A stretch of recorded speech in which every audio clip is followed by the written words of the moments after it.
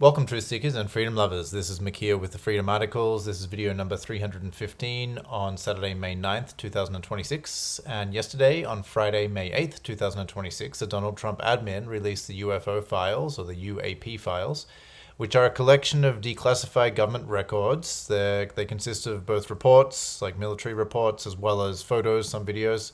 It's basically a collection of declassified stuff. They're using the new term now, unidentified aerial, or it can even be unidentified anomalous phenomena, UAP, but most people still know it as UFO. There's around 160 documents and images or so. And basically, it's a bit of a nothing burger, to be honest. There's not really anything outstanding or unbelievable worth seeing. A lot of this stuff has already been in the public domain, and a lot of stuff way more convincing and way more shocking has been in the public domain for decades. But it is a start. To the background to all this, though, see my video from from a few days ago, video 314, US pastors told to prepare for disclosure, because this is just the first release of many to come, as we're being told. And so the public's been prepped for something, and we really need to have our wits about us to be looking at what they're trying to corral us into. How are they trying to guide our perception? What is the agenda they're trying to push? How are they trying to sell this whole issue in a way that suits the people in power? That's what we have to ask ourselves as we plow through this material. But to get into it, they set up a whole new website, war.gov/UFO, which is here. And you can click through and see some of the more interesting, attention-grabbing photos. If you scroll down, you can get to the actual 160 images and documents. There's 17 pages here. So some of them I have up already. Some of the more interesting ones are here when we're not just seeing a dot, we're actually seeing some kind of shape. I mean, this to me looks more like a plane with a tail at the end, but this is one of the images.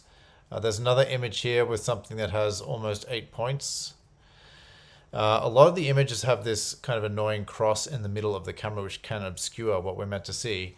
Some of the images, though, are just dots, like this one here or this one here, way below the helicopter. And so, as I said, stuff like this has been out in the public domain for a very, very long time. There's nothing that's really sensational or mind-blowing about this stuff, but they are beginning to officially acknowledge it more and more. So there is, there's a good side to it. But if you're looking for something sensational that's going to make you a believer, it's not going to be in this release. Some people have been pointing to the inclusion of the Apollo programs, Apollo 11. There's some quotes from some of the astronauts like Buzz Aldrin. The first unusual thing that we saw, I guess, was one day out or something pretty close to the moon. It had a sizable dimension to it, so we put the monocular on it. He's talking about how there were lights inside the cabin, another light source. We ascribed that to a laser tentatively. But of course, you have to take all this with a grain of salt, because the moon landing was faked. So how do we know that any of this is real? The astronauts reporting so-called UAPs or UFOs on their way to the moon when the moon landing was faked, it doesn't make any sense. That's all coming from NASA. So, there were lots of agencies involved in this. NASA was one of it. There is another department called the AARO, the All Domain Anomaly Resolution Office. It also has a lot of things you can click on with these unresolved reports, and these have been out actually for a while. Some of this stuff goes back 2023, for example. You can click on stuff and you can see it's similar to what is in this 160 image or document release. It's just got little dots here and there, and we're meant to believe that, this is meant to be earth-shattering or life-changing. But anyway, it's up there, it's out there. Let's take a quick listen to dark journalist Daniel List for his take on what these files mean. After that, Jared Isaacman came out and started talking about how the last time we were on the moon was Apollo 17. So the coordinating here with NASA, and NASA, of course, holds the largest bag, the entire tranche of the UFO file images from the satellites and all the rest of it, along with the National Reconnaissance Office. That's not the stuff that we got to see in the releases that were going on there.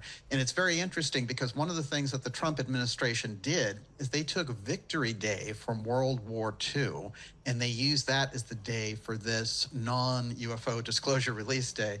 But certainly that's, again, attaching the war aspect to the UFO aspect is not good.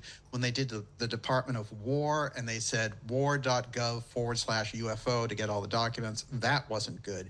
So, they're attaching this war idea to the alien file and to the UFO file aspect. That's where the UFO threat comes in, the total opposite of real disclosure. Real disclosure would show that the CIA, the NRO, and the NGA have been holding back these files and manipulating them, moving them through offices in the United States government so that the public could never get at them through normal journalistic, inquiries and the types of things you would do like FOIAs and all the rest of it. So we're in a very squeezed situation where Trump is trying to... So, of course, this whole issue is way, way, way bigger. And if they're really about to start to really reveal some of this, we're at the total beginning steps, not even in preschool or kindergarten. I mean, there's so much to this. And to study the New World Order conspiracy, the global conspiracy, is to study the alien question. They're intertwined because of all the ongoing relationships with visitation, with aliens making deals with governments, with aliens working in deep underground military bases. This issue is just so much bigger. It runs through the JFK assassination, as I revealed in my book, The Cult of the Chosen Ones. I mean, there's so much that could be said on this topic. So, as always, definitely keep your eye on which agencies are releasing the files and which ones are not, as dark journalist Daniel List was just pointing out. And I'll finish this video by saying that some of the stuff in the public domain that has been out for literally decades is way more, to me, it's way more convincing and amazing. I mean, let's take a look at this video, for example. This has been watched 8.4 million times on YouTube. Now, admittedly, the resolution is a bit grainy because it's an old shot, but what to me is very interesting about this is that the UFO hovers for a while and then it just zips off and it basically disappears instantaneously. And all the files I've seen that appear to be genuine, the videos I've seen, is this is how they behave. They totally defy the laws of physics as we know them. They perform incredible maneuvers at sharp angles. They start and stop, and they can just basically go so fast that it's like they can instantly appear and disappear. So this is the kind of stuff that if you've been researching it for a while, you will have already seen this, many clips like this, but here we go.